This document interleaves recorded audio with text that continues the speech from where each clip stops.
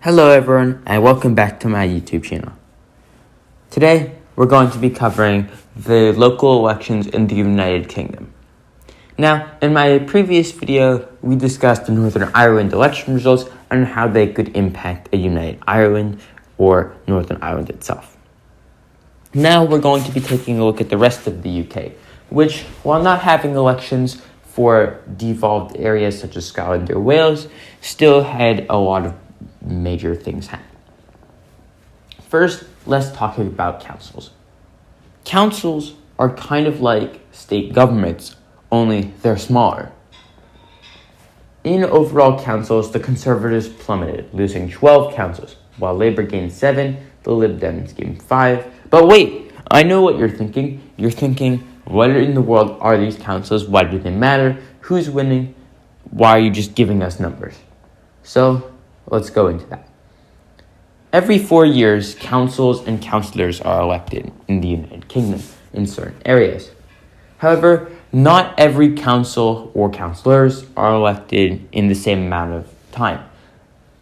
This is similar to how in the United States, Senate seats are elected for 6 years, but not every senator is re-elected or elected at the same time. This is the same in the United Kingdom, and this year in 2022, we were covering elections that happened last in 2018.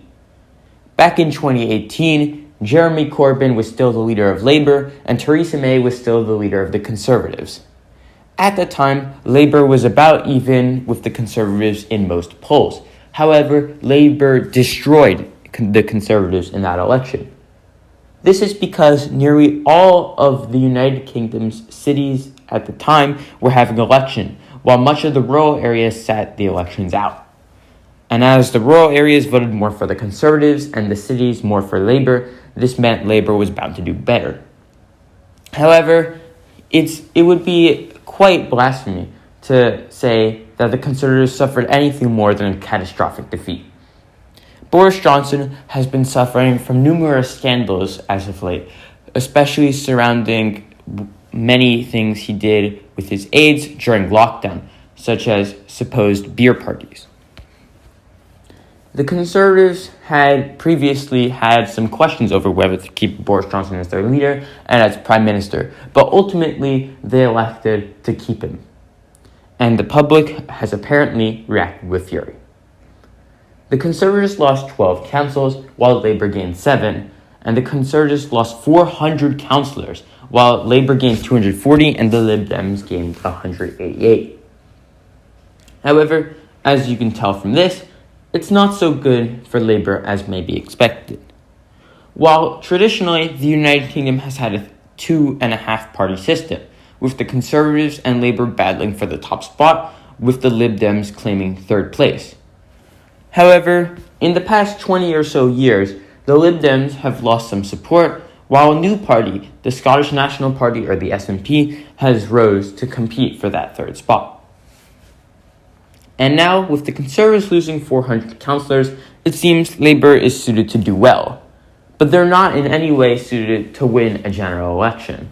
This is because together, the Liberal Democrats, the Scottish National Party, Plaid Cymru, which is essentially the Welsh Nationalist Party, the Greens, and many others, are all going to take away too many seats that Labour could otherwise win against the Conservatives.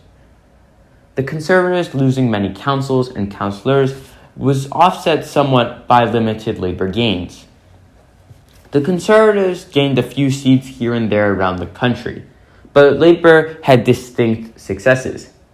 Labour took major wins in areas around London, in Scotland, and in Wales. Labour most officially won in London, where they won 3 councils back, Scotland, where they rose to become the second largest party ahead of the Conservatives, and in southern Wales, traditionally one of their bases around the country. The Liberal Democrats also did well, winning many seats in London as well as taking out some Conservative councillors in the south of England, traditionally an area that is more educated and more predisposed to support Liberal Democrats. Moving further into smaller parties, we come to the Greens. The Greens like the Liberal Democrats, are undisputed winners of these elections. They gained seats almost everywhere, from London to the southeast and southwest of England, to Wales, to Scotland, even in northern England, which has historically been a coal area and an industrial area, never one to support the Greens, who would supposedly take away their jobs.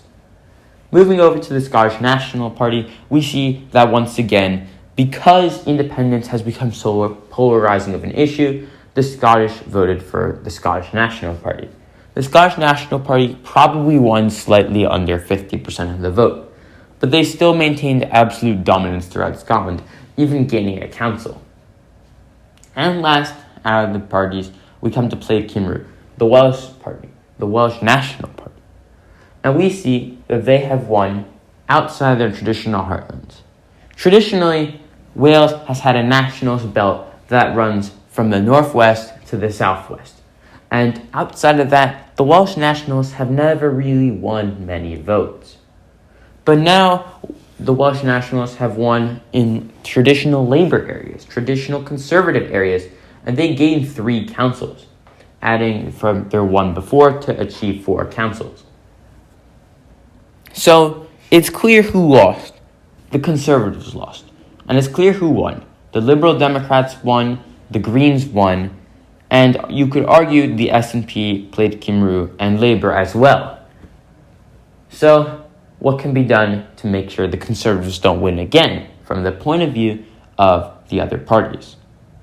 Well, if you're Labour, what you need to do is consolidate the vote. Because most Liberal Democrats and nearly all SNP, Plaid Cymru, and Green voters are going to be choosing a social Democrat Labour candidate over a Conservative one, then you need to consolidate the anti-Conservative vote in some sort of Stop Johnson push. However, if you're the Liberal Democrats or the Scottish Nationals, the Greens, etc., then you want your party to be alive. You want it to stay, you want to keep growing your voters because you just had a major success. And so maybe you might go for a pact. A pact such as a Progressive Pact or a Stop Johnson Pact has been discussed. This would involve, in the 2025 or whenever the next elections are held coming up, there would be a pact where the Liberal Democrats and Scottish Nationals, the Greens and Plaid Cymru would not stand candidates against Labour incumbents. And vice versa, Labour would not stand candidates in much of Scotland because the Scottish Nationals were running there. The Greens would not stand candidates against Liberal Democrat candidates, and so on, thus providing an easy vote for those whose main priority is to stop Boris Johnson. But there's already fragmentation on this issue. This is because Labour doesn't see it in their interest to form any pact, because most people already tactically vote against the Conservatives by voting for Labour.